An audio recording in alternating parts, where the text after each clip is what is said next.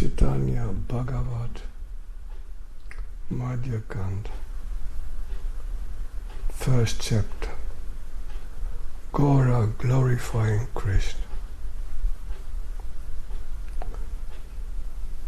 As the Lord came home from bathing in the Ganges, Mother Śacī brought fine cooked rice with a Tulasī flower on top and placed it before the Lord.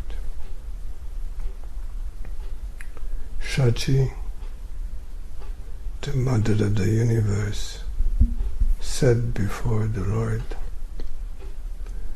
and the most chaste Viṣṇupriyā watched from within the next room. Mother Śacī asked, "My dear son, what books did you study today? Did you quarrel with anyone?" The Lord replied, "The day I read about the names of Kṛṣṇa,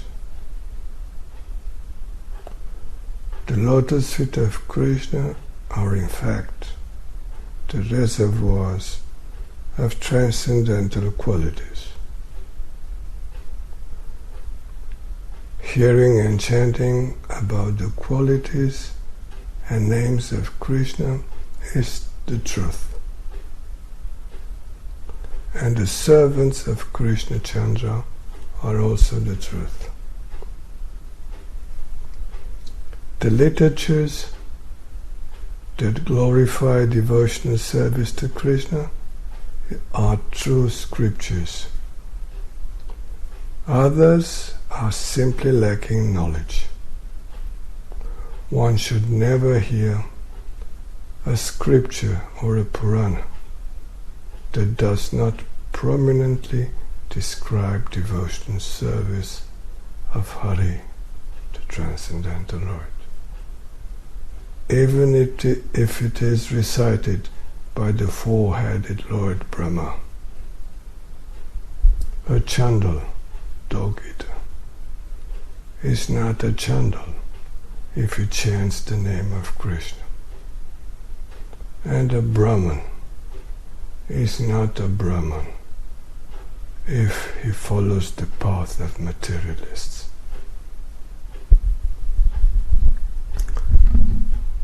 Whatever the Lord, as Kapila, had previously instructed his mother, as recorded in Srimad Bhāgavatam, 3rd Canto, Chapter 25, he now instructed to his mother again in the same mood. "O Mother, please hear the glories of devotional service to Kṛṣṇa. Be attached to Kṛṣṇa in all respects. O Mother, the servants of Kṛṣṇa know no distraction. Even the wheel of time is frightened by the sight of Kṛṣṇa's devotees. O Mother, Kṛṣṇa's servants do not suffer by the residing in a womb, taking birth or dying. Kṛṣṇa is the Father of the entire universe, and anyone who does not respect the Father is rebellious and sinful, and therefore subjected to miseries, birth after birth. Dear Mother, please hear attentively about the destination of the individual soul and the volume of distress he suffers by not worshipping Kṛṣṇa. The living entity repeatedly dies and suffers the miseries of confinement within the womb. The reactions to his sinful activities manifest in every one of his limbs. All the bitter, sour, and salty preparations that the mother eats creates great inconvenience to the body of the child within the womb. The worms within the mother's stomach bite the tender flesh of the child, yet the child is unable to drive them away and continually burns with pain. Being encased within the hot ribs of his mother, the child cannot move, yet he survives by the arrangement of providence. Some most sinful persons do not even take birth. They repeatedly enter and die in womb after womb. O Mother, please hear attentively about the fate of the living entity. At the end of 7 months, the living entity develops awareness. At that time, the living entity remembers his previous sinful activities and repents. He sighs deeply and offers prayers to Kṛṣṇa. O Kṛṣṇa, O life and soul of the universe, please protect me. Other than you, to whom can a living entity submit his sorrows? O Lord, one who binds someone can also set him free. Therefore, O Lord, why do you deceive one who is dead by nature? I have wasted my life in vain, seeking pleasure in wealth and children. Thus, I have not worshipped your priceless lotus feet. Where are the sons that I raised through endless sinful activities, now gone, leaving me alone to enjoy the results of my deeds? Now, who will deliver me from this miserable condition?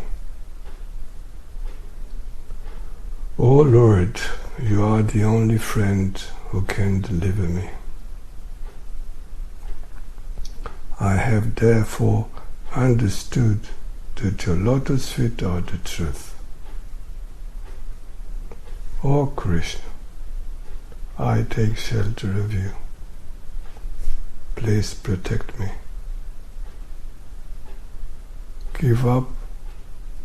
Giving up a desire tree like you, I became maddened and took to sinful life.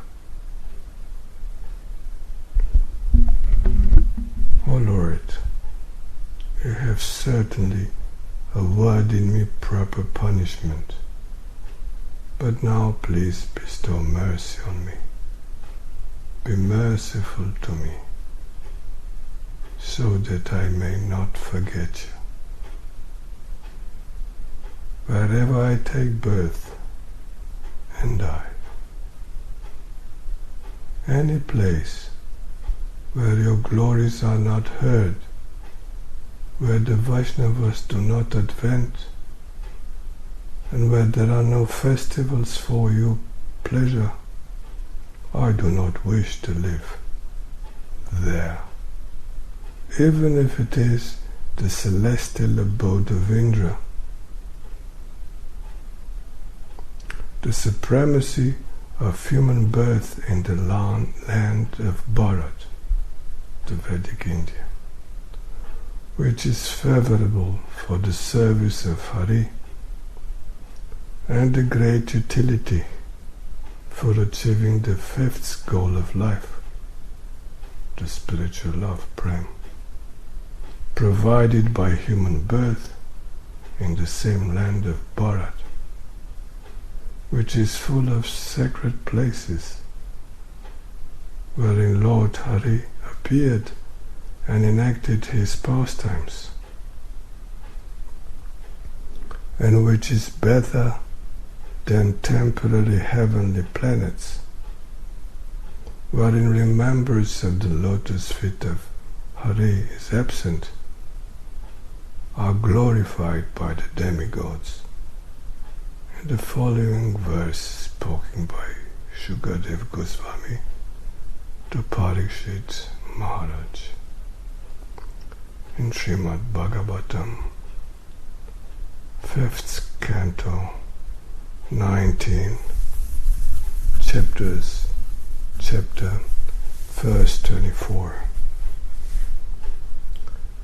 An intelligent person does not take interest in a place, even in the topmost planetary system, if the pure Ganges of topics concerning the Supreme Lord's activities does not flow there.